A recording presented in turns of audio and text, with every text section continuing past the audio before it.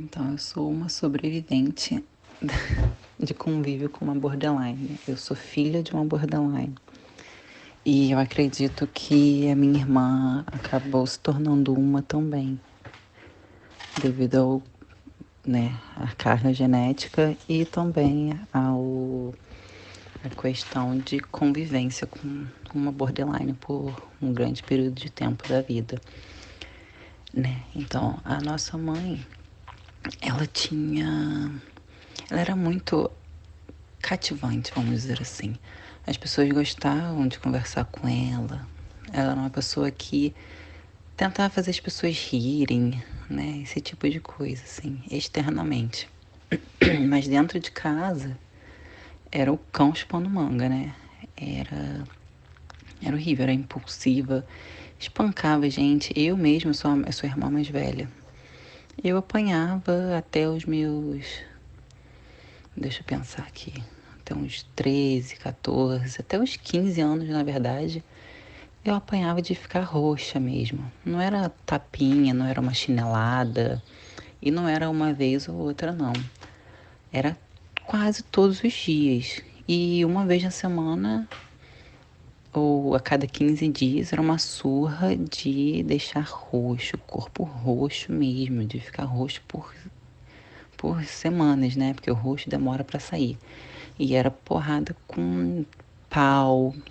Teve uma vez que ela pegou um ferro, uma barra de ferro, e me bateu tanto que bateu no osso do meu pé, e meu pé ficou com o osso inchado por semanas. E as pessoas me perguntavam o que que era aquilo, né? Porque eu ficava mancando e meu pé estava inchado.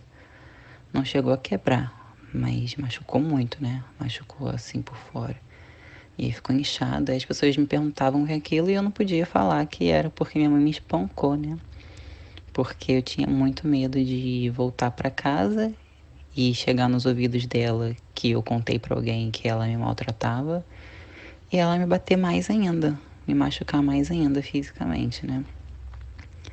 É, ela tinha, contando agora sobre a história dela, né? Quando ela era mais nova, ela tinha um namorado e ela, de acordo com esse namorado dela, né, que eu tenho contato até hoje, ele falou que do nada ela deu a louca e quis terminar o relacionamento. O pai dela tinha comprado uma casa, né? Tinha dado um dinheiro para ela juntar junto com o namorado dela, para eles se casarem e morarem juntos. E aí ela juntou o dinheiro dela, né, que o pai dela deu para ela, no caso o meu avô, e para se juntar junto com esse cara, né? E aí ele juntou o dinheiro que o pai dele deu para ele e os dois compraram uma casinha para morar, uma casinha não, uma casa boa, num bairro bom, agradável.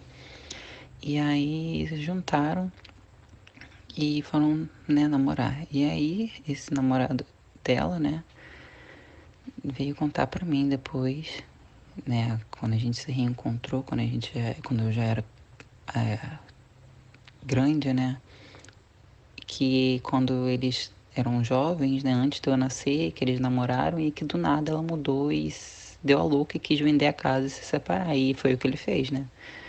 Ele ficou muito triste, mas ele foi lá, vendeu a casa, deu a parte do dinheiro que supostamente era dela para ela e ela sumiu.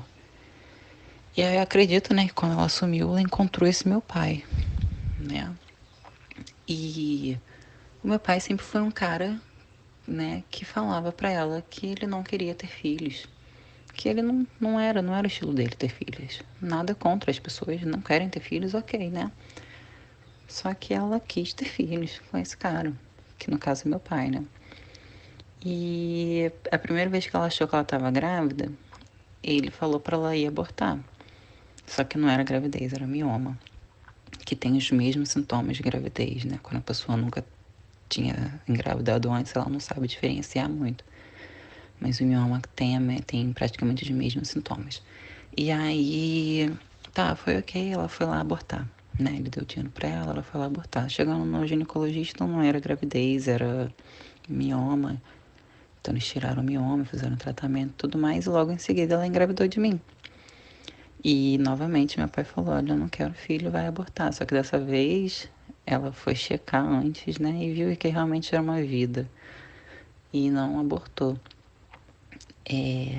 Mas ela vivia falando sobre isso pra mim enquanto eu era criança, que eu fui negada pelo meu pai, né, e que eu seria abortada, né? Ou seja, ela fazia aquele joguinho, né, de que seu pai não te quis, e eu fiquei com você porque eu quis.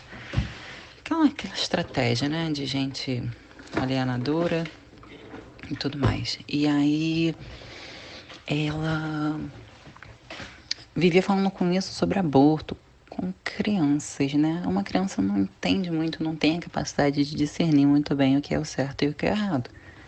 E a gente, criança, mesmo criança, a gente sabe, né? A gente não precisa de ninguém explicar pra gente. Eu acho que é uma coisa natural do ser humano saber que o que tem dentro da barriga da mãe é uma criança, é uma vida, né?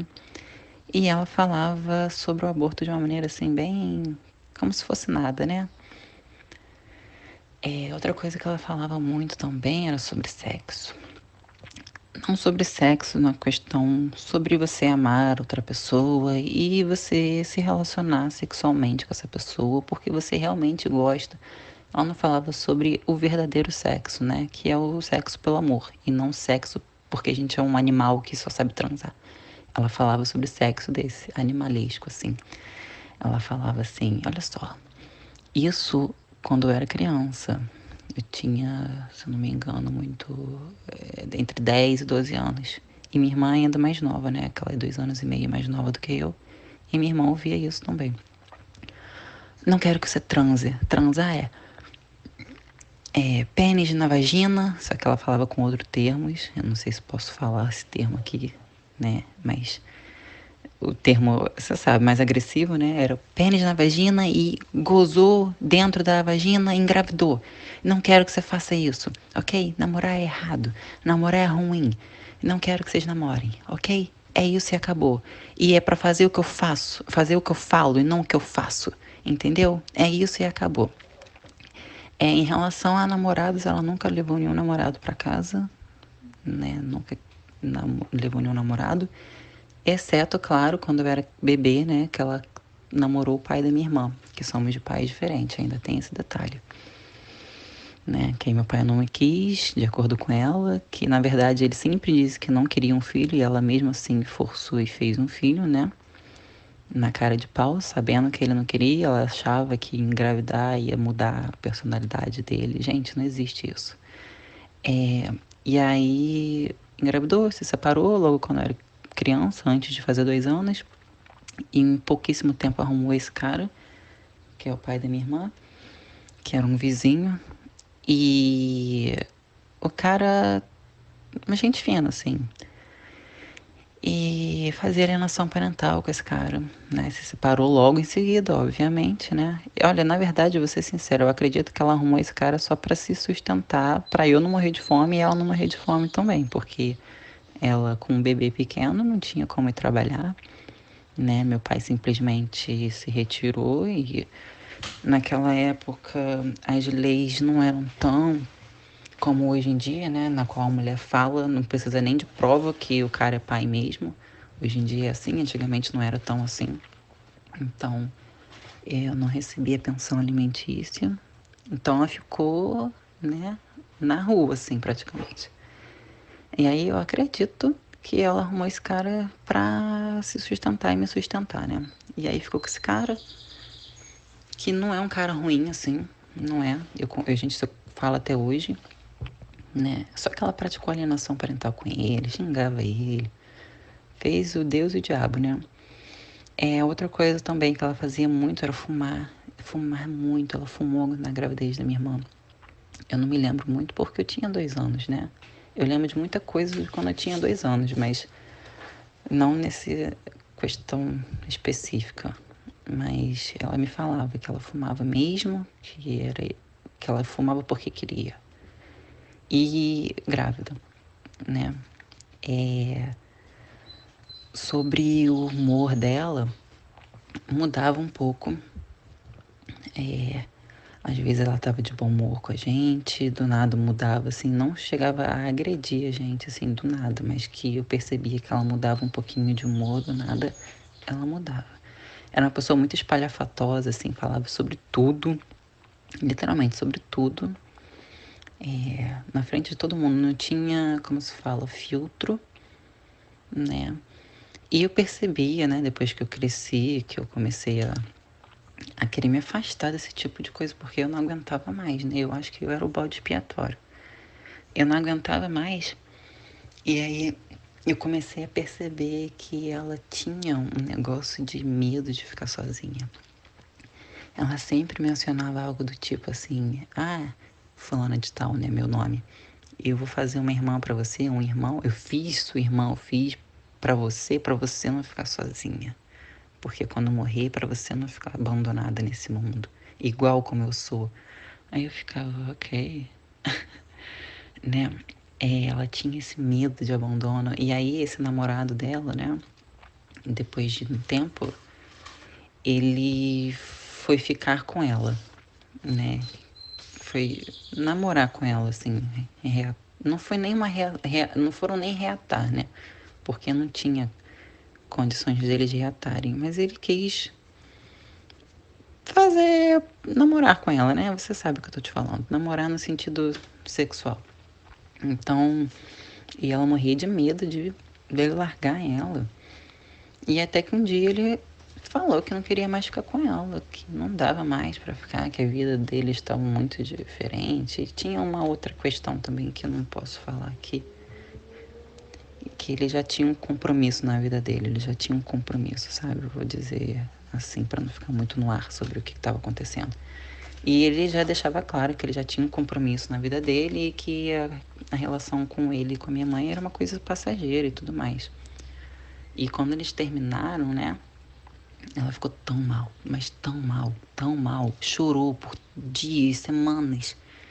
E aí acusou Deus e o mundo, falou que voltou a fumar cigarro por causa que terminou com ele, pra fazendo aquela chantagem emocional pra ver se ele voltava, né? E me usava pra fazer chantagem emocional também. Fala pra ele o que tá acontecendo. Fala pra ele o que ele fez comigo. E eu com medo de apanhar, obviamente, que ninguém quer ficar sendo apanhando igual um cachorro, né? Ficando roxo. E eu falava, voltou a fumar. Se ela falasse pra eu falar pra ele que voltou a fumar por causa dele, eu tinha que falar. Eu falava, voltou a fumar por causa dele. Nisso eu tinha já uns 16 anos e eu já estava prestes a sair de casa. Até um dia que ela me acusava de coisas, assim, ela me forçava a fazer as coisas. Por exemplo, quando eu era criança, quando eu tinha uns 5 anos, 6 anos, eu fui pra escola e ela fez ela roubou mesmo uma mochila num mercado. E eu, criança inocente, né? Que criança vai pensar nisso, né, gente? Vamos lá.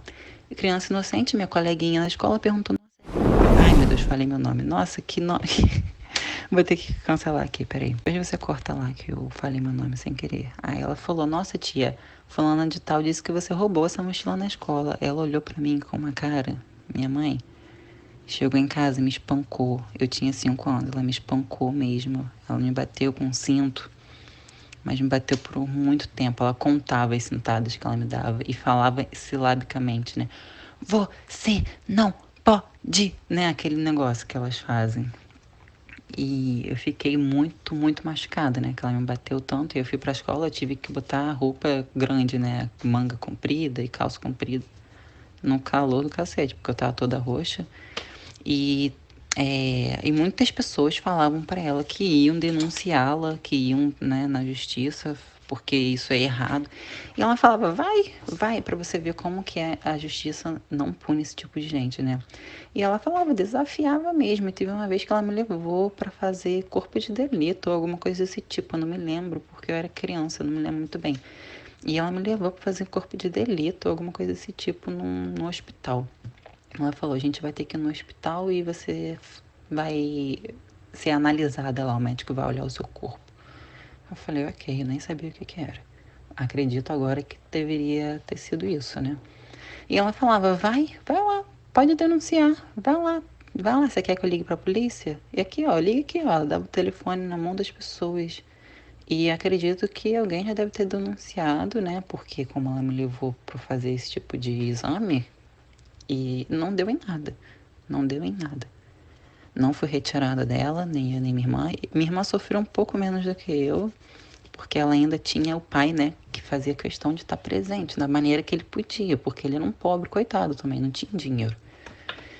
Então ele não tinha muito recurso de ficar indo da casa dele para casa da minha mãe, pra gente, para ele ver a gente, porque ele via, ele também me cuidava, sabe? E aí ele não tinha todos esses recursos, né? Então ele fazia o que ele podia. Então acredito que minha irmã não sofreu tanto também porque ela passava alguns diazinhos na casa dele e não tinha guarda compartilhada, porque a justiça não deu isso pra ela, pra minha irmã, né? E ela fazia alienação parental. Hoje em dia minha irmã quase não fala mais com o pai dela. Eu falo mais com ele do que ela, porque eu entendo a situação, eu tento ensinar ela, né, a situação e ela não aprende. Bem, eu acredito também que ela não aprenda por ela também, acho que ela herdou essa questão de ser borderline, porque ela também tem os sintomas similares, né? Eu não sei se ela é realmente, ela vai precisar passar por um psicólogo para ser avaliada, ou se ela desenvolveu essa personalidade devido aos traumas que ela passou na infância, né? E aí, bom, e aí depois, né, voltando ao assunto do namorado dela, ela fala aí, ai, de novo eu falei meu nome, cacete, cortando lá. E aí, voltando ao assunto do namorado, ela falava assim, fulana, fala isso pra ele. Fala isso pra ele. E eu com medo, óbvio, né? Falava, olha, voltou a fumar porque você largou ela. Olha, ela voltou a ficar estressada porque você largou ela. Mas não era, ela sempre foi, ela sempre ficou estressada, sempre fumou, mesmo quando ele não estava lá com ela, sabe? Ela se fazia de santa quando ele estava lá. Pra chamar a atenção dele, pra prender ele, não sei, mas eu acho que ele já tava manjando já do que ela era, né? E ele só queria um pente ralo, vamos dizer assim. Deixa eu ver o que mais que ela falava. Cara, eu acho que é mais ou menos isso que acontecia mesmo com ela, assim, que eu me lembre. Que, que são as coisas mais fortes, assim, impactantes, né? Suicídio, eu não acredito que ela tenha feito, praticado, ela não se cortava, mas em compensação ela usava drogas, né, que era o cigarro. Descontrolavelmente, assim, descontroladamente, ela usava muito cigarro. Era muito cigarro, gente, eram 6 pacotes por dia, 6, vocês têm noção do que é isso? 5 a 6. E até quando não tinha dinheiro, ela pegava dinheiro emprestado para comprar cigarro. A gente passava fome às vezes e ela tava com cigarro lá. Ela deixava de comprar o cigarro, ela deixava de comprar comida lá, mas não deixava de comprar o cigarro, não. É, E o modo cativante, né? Voltando àquilo, ela tinha muitas amizades, assim. Quando ela faleceu, as pessoas falaram, nossa, sua mãe era uma pessoa muito boa, né? A gente gostava muito dela, uma pessoa muito alegre, muito guerreira. Eu falava, gente, guerreiro. Eu que pagava praticamente tudo na casa e ela que era guerreira. É, guerreira sim, né? Guerreira por espancar as crianças e falar sobre sexo pra gente, deixava a gente assistir televisão, né? Novelas que todo mundo sabe que tem cenas de sexo. Criança não pode assistir televisão, ela não tinha noção alguma de como educar uma criança. E eu acho assim que é importante o que você faz de apresentar esse tipo de comportamento para as pessoas evitarem esse tipo de gente. Porque pensa no que a criança sofre. O adulto, a gente tem escolha, né? A gente escolhe ficar com esse tipo de pessoa, mas a criança não. Então, as pessoas têm que prestarem muita atenção nesse tipo de mulher, né? Porque elas são cativantes e elas são bonitas, assim.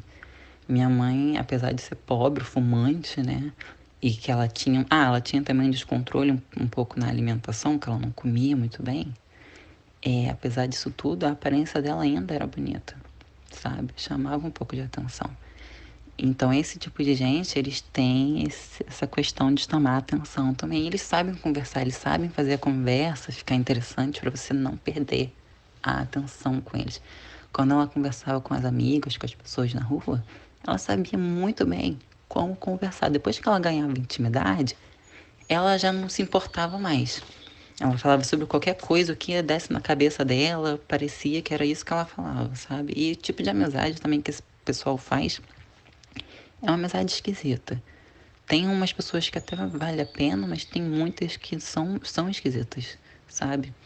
Que eu acho que só as esquisitas que permanecem do lado, as pessoas que valem mais a pena talvez correm, ou porque não conhece a pessoa inteiramente, né? Que foi no caso do enterro dela, que muitas pessoas falavam, nossa, sua mãe era muito guerreira, né? Ela queria que vocês fossem pessoas boas na vida, né? Trabalhava para isso. Gente, não é assim. Quem tá por dentro da história realmente sabe.